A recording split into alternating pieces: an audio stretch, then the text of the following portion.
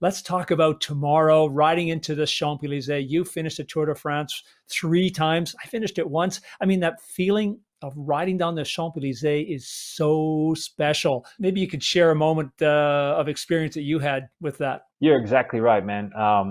Just to add to that, that was probably the most exciting time trial I've ever watched. So that's very cool. But to carry on with the Champs-Élysées stage, man, you know, there's always that travel up to Paris, and you're in some suburb outside of Paris. It's quite hot.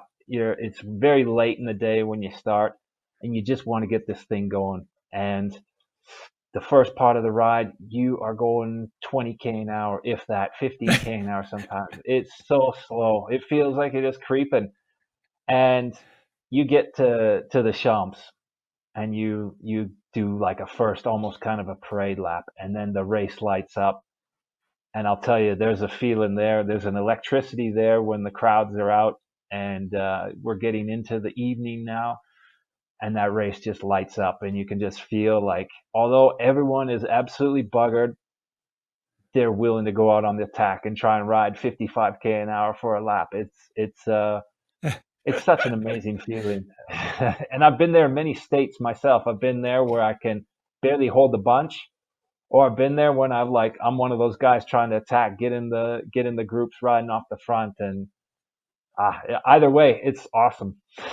Yeah, unfortunately, there's only going to be 5,000 people or spectators at the line because of COVID. It's a red zone, so they're going to be limiting the number of people that can watch. But I think so it might not be the same environment, but it's still going to be an amazing accomplishment for all 146 guys that are finishing the race.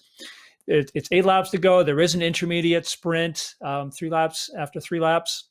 I don't think Bennett is in danger of losing that green jersey.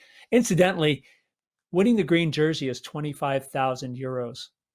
Winning the yellow jersey, 500,000 euros. It just seems like it's a little bit. I feel like Bennett has done his fair share of work for that jersey as well. That has not been an easy task. And his team, right? Yes. Yeah.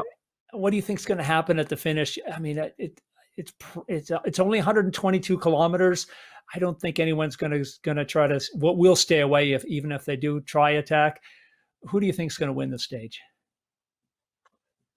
Well, I'm going to go out on a limb, and I'm going to say Caleb. I know he was struggling the other day, but I've been teammates with Caleb for quite a few years, and that kid, he's one tough kid, man. I mean, he can suffer, and he also has a great ability to recover. He's just, he's had his fair share of Grand Tours now, and he's built up to a level where I think we can see a big fight out of him tomorrow. And just watching him in the sprints this year, I've just been in awe. Like, he has just, for me, he's stepped up the whole other level.